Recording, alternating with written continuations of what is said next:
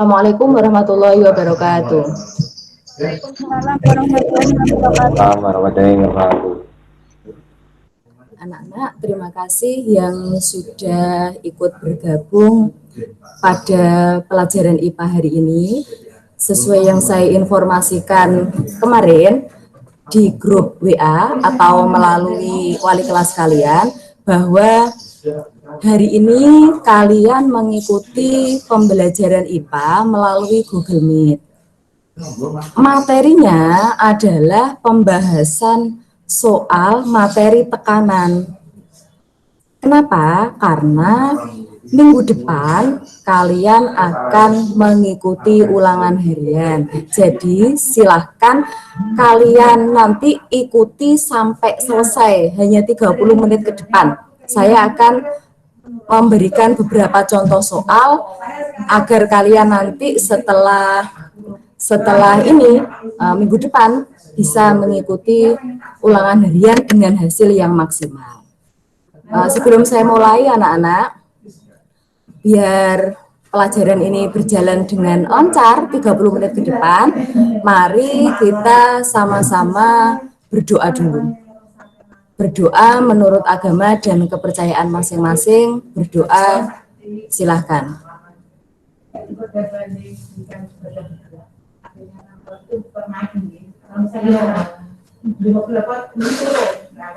Berdoa selesai. Terima kasih anak-anak ya. Sebelum saya mulai ke materi, saya ingatkan kembali anak-anak bahwa minggu kemarin saya sudah memberi tugas, yaitu tugasnya apa? Tugasnya adalah membuat video kegiatan eksperimen tekanan udara. Kalian boleh memilih salah satu eksperimen atau kedua-duanya. Dan yang sudah saya tulis di classroom, bahwa deadline kalian mengumpulkan tugas itu adalah hari ini. Deadline mengumpulkan tugas hari ini, hari Kamis ini. Jadi bagi anak-anak yang belum mengumpulkan tugas hari ini sampai jam 21.00 nanti. Bagi anak-anak yang belum mengumpulkan tugas, silahkan setelah kegiatan Google Meet ini segera dikumpulkan tugasnya. Saya bacakan siapa-siapa yang belum mengumpulkan tugas. Saya minta tolong nanti diberitahu anaknya kalau dia tidak ikut di sini ya. Yang belum mengumpulkan tugas itu adalah Muhammad Dwinur Afif, Muhammad Fair, ya, Mas Fair Mansah, kemudian Ridwan, kemudian Revindia. Nah, ada 5 anak itu yang belum mengumpulkan tugas. Anak-anak, tugas itu boleh dikerjakan individu, boleh kelompokan, tapi maksimal kelompokannya hanya 2 orang. Ya, jadi setelah itu silahkan kalian kumpulkan tugas. Jadi kumpulkanlah tugas tepat pada waktunya. Bagi yang sudah, saya ucapkan terima kasih. Nah, sekarang kita akan mulai materi hari ini, yaitu pembahasan soal tentang materi tekanan. Sebentar, saya akan mempresentasikan dulu.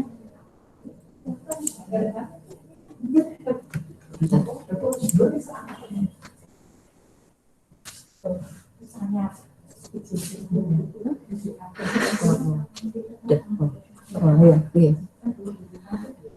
Kalian sudah lihat share screen saya ya? Sudah lihat share screen saya ya? Sudah lihat PPT saya di layar ya, anak-anak? Sudah lihat PPT saya di layar? Sudah. Sudah. Belum saya ke soal, saya ingatkan kembali bahwa tekanan yang kita pelajari kemarin itu kan ada 3, yaitu tekanan zat padat, zat cair, dan tekanan pada zat gas atau tekanan udara. Tekanan pada zat padat itu dipengaruhi oleh 2 faktor. Ada 2 faktor yang mempengaruhi besar kecilnya tekanan pada zat padat. Apa saja? Yang pertama adalah besarnya gaya. Artinya apa? Semakin besar gaya, maka tekanannya semakin besar. Sebaliknya, semakin kecil gaya, tekanannya semakin kecil. Itu faktor pertama. Faktor yang kedua, tekanan itu dipengaruhi oleh luas permukaan. Artinya apa? Jika luas permukaan benda itu semakin besar, maka tekanan yang dihasilkan semakin kecil. Saya contohkan kemarin, sepatu boot dengan sepatu hak tinggi, jika digunakan untuk melewati jalan berlumpur, yang paling gampang itu sepatu boot. Kenapa? Karena sepatu boot memiliki luas permukaan yang lebih lebar, sehingga sepatu boot menghasilkan tekanan yang lebih kecil. Sedangkan kalau sepatu hak tinggi itu luas permukaannya sempit anak-anak atau kecil, sehingga sepatu hak tinggi akan menghasilkan tekanan yang besar. Nah, karena tekanannya besar, kalian jalan di jalan berlumpur ya mestinya susah. Karena apa? Kalian akan terbenam ke dalam lumpur. Itu tekanan pada zat padat. Dan tekanan pada zat padat kemarin, tekanan pada zat padat itu kita lambangkan dengan rumus matematis P sama dengan F per A. Sekarang yang pertama itu tekanan pada zat padat, akan saya beri contoh soalnya. Nah, kalian perhatikan, sebentar, saya berikan contoh soalnya dulu. Saya slideshow dulu.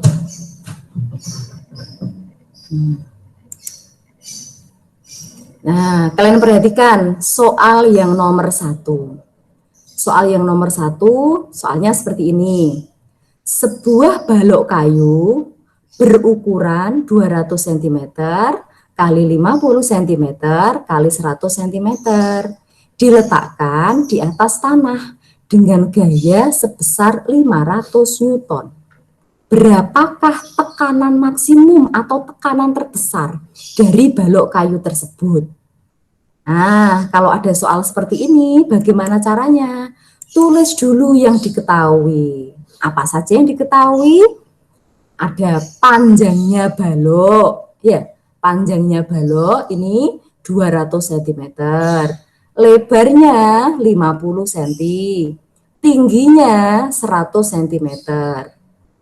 Kemudian kita cari luasnya, karena kalau kita mau mencari tekanan itu kan di soal harus ada gaya dan luas. Gayanya kan sudah ada di sini, gayanya 500 Newton, tapi luasnya belum ada. Jadi kita cari luas alasnya balok.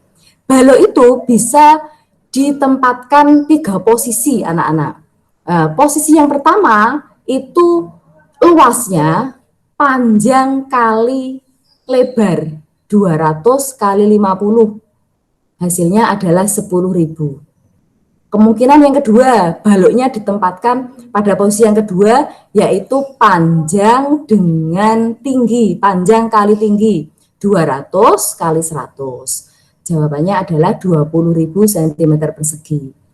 Posisi yang ketiga itu lebar kali tinggi 50 kali 100 sama dengan 5.000 cm persegi. Nah, yang ditanyakan di sini adalah tekanan maksimum atau tekanan terbesar. Ingat, tekanan besar itu akan terjadi jika apa tadi? Luas permukaannya kecil. Berarti yang akan kita gunakan itu A yang mana? A1, A2, ataukah A3? Mana yang kita gunakan? Ada yang tahu? Ayo. Yang digunakan yang mana? A1, A2, ataukah A3? Yang mana? A berapa? Ayo. A berapa? Ya. Ada yang tahu? Yang berapa? A berapa? A3. Jadi yang kita gunakan adalah luas permukaan balok yang paling kecil, karena yang ditanyakan kan P maksimum, ya. Jadi luas permukaan balok yang paling kecil yaitu A3, 5.000. Nah, kita tulis rumusnya anak-anak. P sama dengan F per A. A-nya itu yang A3. Nah, maka kita masukkan sekarang angkanya. F-nya berapa? 500 Newton. Terus A-nya berapa? A-nya yang kita gunakan A3, 5.000 cm persegi. Bu, mau saya rubah ke meter persegi? Boleh. Kalau dirubah ke meter persegi berarti dibagi dengan berapa? Nah, atau tidak saya rubah juga boleh. Nah, seperti ini. Berarti 500 Newton dibagi 5.000 cm persegi. Berapa hasilnya? 0,1. Satuannya apa? Newton per centimeter persegi. Karena pernya centimeter persegi. Tapi kalau meter persegi tentu hasilnya tidak seperti ini. Nah, nanti silahkan kalian hitung. Ini jadikan meter persegi ya, sehingga hasilnya berapa? Nah, sehingga hasilnya ini berapa kalau dijadikan Newton per meter persegi. 5.000 cm persegi itu berapa meter persegi, kemudian dibagi nanti akan ketahuan hasilnya. Nah, itu soal yang nomor 1, anak-anak. Nah, itu soal yang nomor 1. Ada yang ditanyakan soal nomor 1? Aja. Ada. Ya, itu kalau yang ditanyakan, jika yang ditanyakan adalah tekanan apa tadi? Tekanan maksimum, maka yang kita gunakan A3. Kenapa kok A3? Karena A3 ini yang paling kecil. Tapi anak-anak, besok kalau diulangan saya rubah. Nah, kalau saya rubah, yang ditanyakannya adalah P minimum, tekanan minimum. Maka yang kalian gunakan A-nya adalah A yang paling besar. Ingat-ingat. Itu. Nah, sekarang materi yang kedua. Nah, materi yang kedua adalah tekanan pada zat cair, anak-anak. Tekanan pada zat cair itu yang pertama adalah tekanan hidrostatis. Yang pertama adalah tekanan hidrostatis, tekanan pada zat cair yang diurang. Seperti ini anak-anak, kalian kalau pernah ke kolam renang, berenang, itu kan kalau kalian berenang ya, menyelam semakin ke dalam, itu kan seperti apa, tubuh kita itu kan kayak berat, kayak tertekan. Nah, semakin ke dalam itu kan sakit ya, telinga kita itu sakit. Kenapa? Karena zat cair semakin ke dalam, ya semakin ke dalam itu memiliki tekanan yang lebih besar. Jadi semakin ke dalam tekanannya lebih besar. Dan itulah mengapa arsitek itu jika membangun bendungan, arsitek itu akan membuat dinding-dindingnya itu semakin ke dalam, itu semakin melebar. Tujuannya apa? Tujuannya apa? Kok semakin melebar? Kenapa? Untuk menahan tekanan dari air. Ya, biar bendungannya itu tidak jebol ya, untuk menahan tekanan pada air, karena semakin ke dalam itu kan semakin kuat. Nah, sekarang kembali ke contoh soal yang kedua. Nah, sekarang contoh soal yang kedua. Kalian perhatikan. Untuk tekanan hidrostatis. Nah, kalian perhatikan contoh soal yang kedua. Nah, kalian perhatikan anak-anak, ini ada gambar akuarium yang diisi air, tingginya 14 cm. Akuarium ini diisi air setinggi 14 cm. Kemudian di akuarium ini dimasukkan seekor ikan, anak-anak. Nah, ikan itu kalau saya ukur dari dasar, itu tinggi ikan dari dasar 4 cm. Karena ini air, maka massa jenisnya 1000 kg per meter kubik. Yang ditanyakan, berapakah tekanan hidrostatis di mulutnya ikan? Nah, beda lagi anak-anak, nanti dengan tekanan hidrostatis di dasar akuarium, beda dengan di mulut ikan. Nah, sebelum saya ke sini, tekanan di mulut ikan dengan di dasar akuarium, lebih besar mana? Di dasar. Pinter, lebih besar di dasar. Nah, untuk mencari ketinggian itu kita ukur dari permukaan air ke tempat yang mau dicari tekanannya. Jika di dasar, berarti dari permukaan ke dasar, maka tingginya 14 cm. Kalau di mulut ikan, ini harus hati-hati anak-anak. Kalau besok soalnya pilihan ganda, ini optionnya akan saya buat sama ada semua. Kamu isi hanya 14 yuk ada, 4 ya ada. Padahal jawabannya enggak itu. Kalau di mulut ikan, maka kita ngukurnya dari sini. Dari permukaan air ke mulut ikan. Berapa? Berarti hanya dari permukaan ke mulut ikan? 10. Iya, betul. 10 cm. Dari mana 10? 14 dikurangi 4. Pinter. 14 dikurangi 4. Pinter gitu kok, sudah bisa sebelum saya terangkan. Ya. Nah, 10 cm. Jangan lupa kalau ini wajib dijadikan meter. Nah, kemudian kita tulis rumusnya. Tekanan hidrostatis itu rumusnya Rho kali G dikali, Rho-nya 1000, G-nya 10, hanya 0,1, sehingga tekanannya sama dengan 1000 Newton per meter persegi. Nah, sampai contoh soal yang kedua. Ada permasalahan? Ada permasalahan anak-anak? Tidak ada? Mudah soalnya? Nah, mudah, hanya butuh ketelitian saja ya.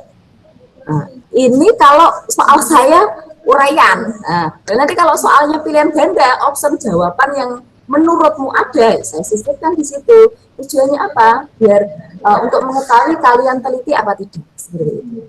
Nah, itu tekanan hidrostatis.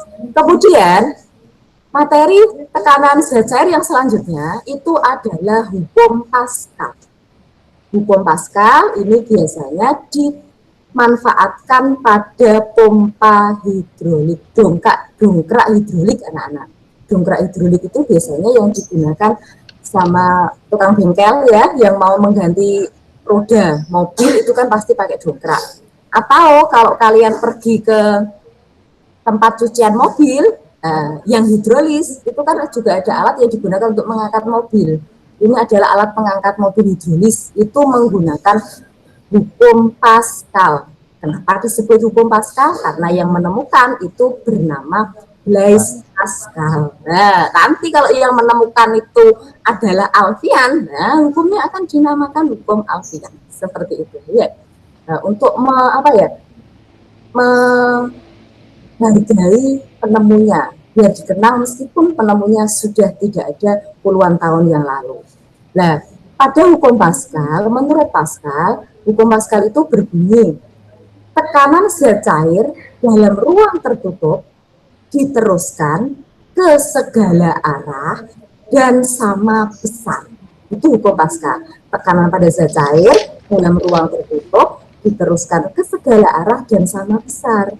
Karena seperti itu, maka keuntungan kita menggunakan hukum Pascal itu dengan gaya yang kecil dapat mengangkat benda yang besar. Mobil yang asalnya diangkat 2 orang tidak kuat, 10 orang itu kadang nggak kuat, tapi 1 orang saja kuat. Karena menggunakan prinsip hukum Pascal. Dengan gaya yang kecil dapat mengangkat beban yang besar. Nah, di Pascal itu kan ada 2 pompa anak-anak ya, pompa kecil dan pompa besar. 2 pompa itu memiliki tekanan yang sama. Nah, karena tekanannya sama, maka kita pakai rumus F1 per A1 sama dengan F2 per A2. Nah, sekarang kalian perhatikan contoh soal yang ketiga. Contoh soal yang ketiga. Contoh soal yang ketiga. Ini contoh soal yang ketiga, anak-anak. Sebuah dongkrak hidrolik memiliki silinder kecil dengan luas penampang 6 cm persegi, silinder besar 36 cm persegi. Jika pada silinder besar diberi benda yang beratnya 3.600 Newton, berapa gaya tekan yang bekerja pada silinder kecil? Kuncinya gini anak-anak, Tadi kan keuntungan hukum Pascal dengan gaya kecil dapat mengangkat beban yang besar.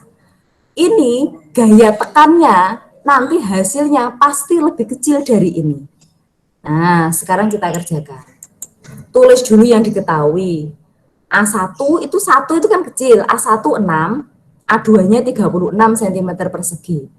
F2 itu gaya pada silinder besar atau berat benda 3.600 Newton. Yang ditanyakan gaya tekan, gaya pada silinder kecil, berarti F1.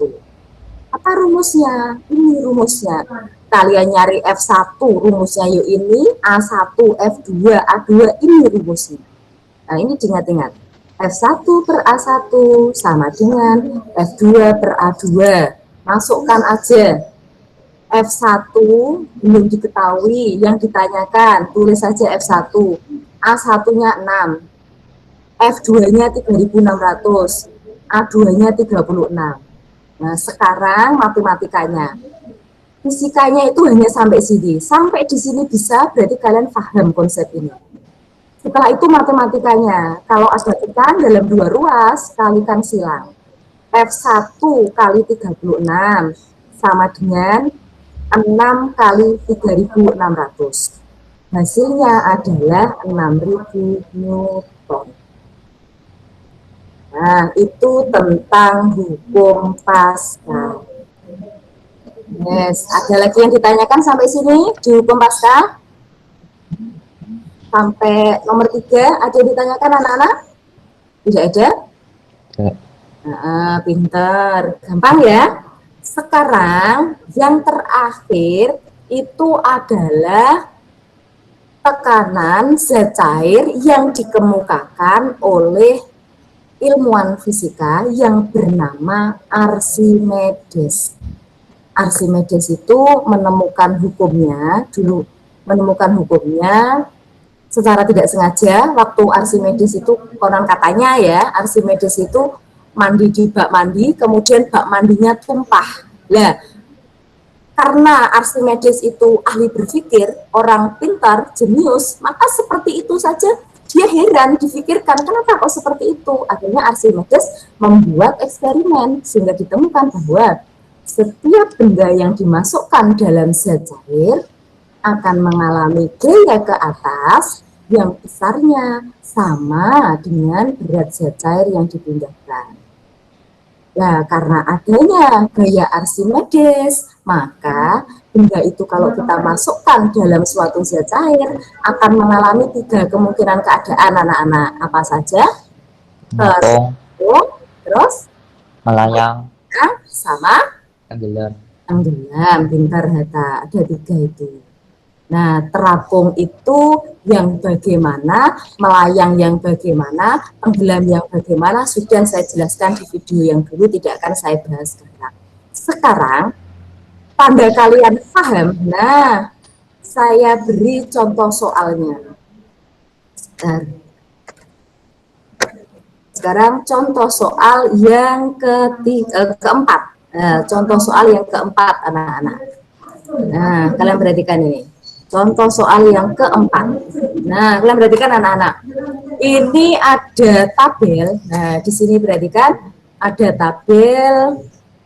Di situ besi, ya, kalian perhatikan besi massa 0,9, aluminium 2,7, es 0,92, kemudian air 1, alkohol 0,8, raksa 13,6.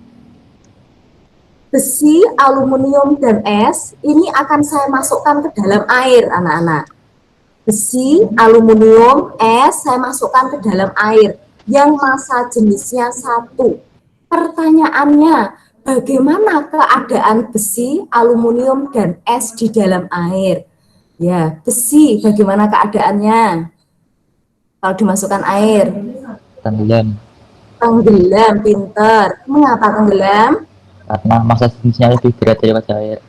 Pinter, karena massa jenis besi lebih besar daripada air. Aluminium sekarang, kalau saya masukkan di air, bagaimana keadaannya? Ayo, Tenggelam, Tenggelam juga. Kenapa tenggelam? Massa jenisnya lebih besar daripada air. Sama. Yang ketiga, es. Jika saya masukkan dalam air, bagaimana keadaannya? Mengapung. Mengapung. Mengapa terapung? Massa jenisnya lebih kecil daripada air. Massa jenisnya lebih kecil daripada air. Sekarang saya pindah besi, aluminium, es, saya masukkan ke alkohol yang massa jenisnya 0,8. Maka besi keadaannya bagaimana di dalam alkohol? Tenggelam. Tenggelam. Aluminium? Tenggelam. Tenggelam juga. Es? Tenggelam. Es juga tenggelam, ya kan? Es kan 0,9, sedangkan alkohol 0,8. Sekarang saya pindah lagi besi, aluminium, es, saya masukkan ke dalam raksa. Bagaimana keadaan besi dalam raksa?